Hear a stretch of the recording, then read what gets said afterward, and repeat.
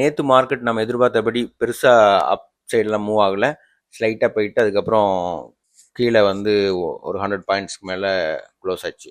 So எதனால் இது நடந்தது அப்படின்னா, ஈரான் இஸ்ரேல் அமெரிக்க வாரினுடைய அந்த அமைதி பேச்சுவார்த்தை வந்து கடைசி ஸ்டேஜில் இருந்தாலும் அவங்களுடைய கோரிக்கைகள் முழுசாக ஃபுல்ஃபில் ஆகலை அப்படிங்கிறது தான் இது காட்டுது. இதனால் வந்து குரூடாயிலோட ப்ரைஸ் ஸ்லைட்டாக இன்க்ரீஸ் ஆச்சு, அதனுடைய இம்பேக்ட் மார்க்கெட்டில் தெரிஞ்சுது. இன்றைக்கும் மார்க்கெட் அதே நிலைமையில தான் இருக்க போகுது, பெரிய முன்னேற்றம் அந்த சைடு எதுவும் நடக்கலை, அதனால் அப்படி தான் இருக்கும். ஆனாலும் ஐடி ஸ்டாக்ஸ் எல்லாம் கொஞ்சம் அப்சைடு மூவ் ஆகிறதுக்கான வாய்ப்பு இருக்குது.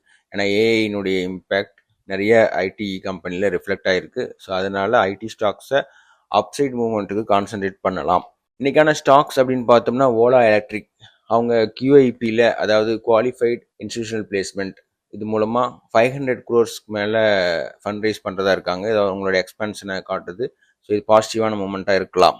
அதுக்கப்புறமா ஐச்சர் மோட்டார், இவங்க இந்த மே மாதம் ரிலீஸ் பண்ண ஸ்டேட்மெண்ட்டில் கிட்டத்தட்ட 1 lakh ராயல் என்ஃபீல்ட் பைக் மேலே சேல் காட்டியிருக்காங்க. இது வந்து லாஸ்ட் இயரோட 15% அதிகம். இது அவங்களுடைய சேல்ஸ் க்ரோத் காமிக்குது.